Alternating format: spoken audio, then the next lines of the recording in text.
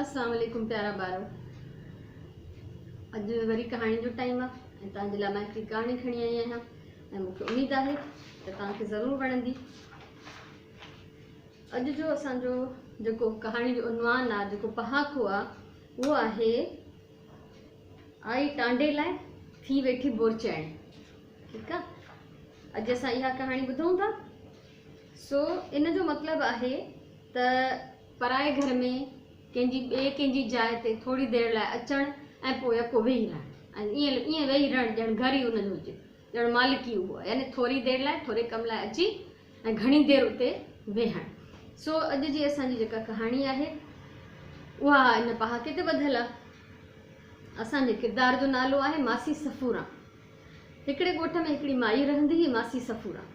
उहा सॼो ॾींहुं वांदी हूंदी, कॾहिं तुंहिंजे घर कॾहिं मुंहिंजे घर, सॼो ॾींहुं बुरको पाए घुमंदी वतंदी माण्हुनि जे घरनि में बेवजह। हिकिड़े ॾींहुं उहा साजिद जन जे घर आई। साजिद जन उन ॻोठ में रहंदा हुया। आई अचे, उन महिल साजिद जी माउ वेठी भाॼियूं पई कटे। मासी सफ़ूरा आई, उनखे चई त इहा मां ख़ुशि आहीं, चङी भली, कहिड़ा हाल अथई? उन सां मिली जुली बुरको लाथई वेठी। चईंसि त हितां वञा पई, गुज़रां पई, सोचमि त तोसां मिली वञा। हुन चयो हा मासी भली करे आई, चङो चयो आई। उहा वेठी, थोरी देरि खां पोइ चईं अम्मा मूंखे पाणी पीआर। पाणी पीआरियोसि। चईं थकिजी पई आहियां, ॾाढो पंधु करे आई आहियां, भला मां थोरी देरि लेटां थी। छा कयईं जो पंहिंजो बुरको लाहे वेड़े सेड़े उहो मथे हेठां करे ऐं उन्हनि जे घर में सुम्ही पई। अलाए केतिरी देरि उते सुती रही, जॾहिं जागी तॾहिं ॾिठईं त मंझंदि जी मानीअ जो टाइम थी वियो ऐं खाधो पची चुको हो। जंहिं ते हुनजी साजिद जी माउ चयो उनखे त मासी हाणे मानीअ जो टाइम थी वियो आहे, ईअं न वञजांइ, मानी खाई पोइ। हा हा मां छो न, तूं चवंदी मां ज़रूरु मानी खाईंदमि। मासी सफ़ूरा उते मानी बि खाधी। उनखां पोइ चई अम्मा हाणे ॾींहुं तपी वियो आहे, ॾाढी गर्मी थी वई आहे, मंझंदि जो केॾांहुं वञा, भला थोरी देरि आराम करे पोइ थी वञा। छा कयईं जो उते साजिद बि कमरे में सुतो पियो हो। उनखे चई अबा उथ त, तूं परे थी, पखे हेठां, मां पोड़ी ज़ाल आहियां ऐं पखे हेठां वारी खट ते मां थी सुम्हां, तूं थोरी वञी पासे वारी खट ते सुम्ह। ईअं हुनखे उथारे पाण उते सुम्ही पई। लत ॾेई सुम्ही पई, एॾी देरि सुती रही जो शाम थी। जॾहिं शाम जो उथी त पोइ चई त अम्मा शाम थी वई, भला चांहि जो टाइम थियो आहे, चांहि त पीआर। हा मां चांहि पीआरियां थी। हुनजी माउ इख़लाक़नि उनखे चांहि बि पीआरी। उनखां पोइ उहा एतिरी देरि वेठी रही जो राति जी मानी बि पकी ऐं सुम्हण जो टाइम थियो। उनखां पोइ देरि सां मासी सफ़ूरा उन्हनि जे घरां मोकिलाए पंहिंजे घर में।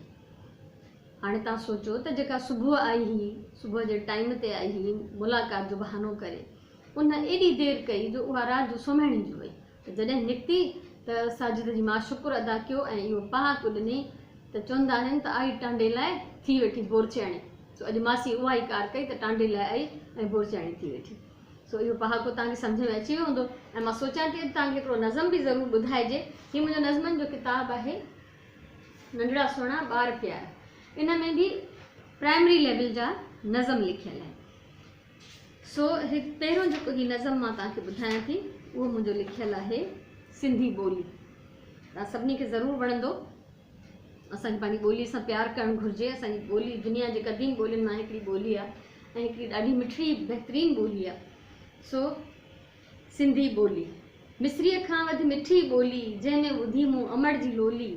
सिंधी ॿोली, सिंधी ॿोली, सिंधी मुंहिंजी सुञाणप आहे, सिंधीअ में मूं ज़बान खोली। सिंधी ॿोली, सिंधी ॿोली, हर को लफ़्ज़ा बहार वांगे, ॼण मूं गुलनि सां भरी आहे झोली। सिंधी ॿोली, सिंधी ॿोली, सिंधीअ जा आवाज़ जहिड़ा आहिनि साज़, साज़नि जे समुंड जी ॼण आहे का छोली। सिंधी ॿोली, सिंधी ॿोली, जंहिंजे सिंधी ॿोली ॿोली, तंहिं ॼण रंगनि सां खेॾी होली। सिंधी ॿोली, सिंधी ॿोली। मूंखे उमेद आहे त मुंहिंजो नज़म बि तव्हांखे वणियो हूंदो ऐं पंहिंजी ॿोलीअ सां प्यारु कयो, पंहिंजी धरतीअ सां प्यारु कयो, पाण सुठा किताब पढ़ंदा रहो।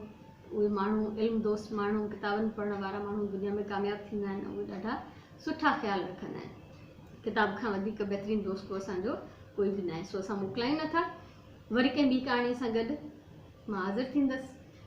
तॾहिं गॾु आहियूं। अलाह।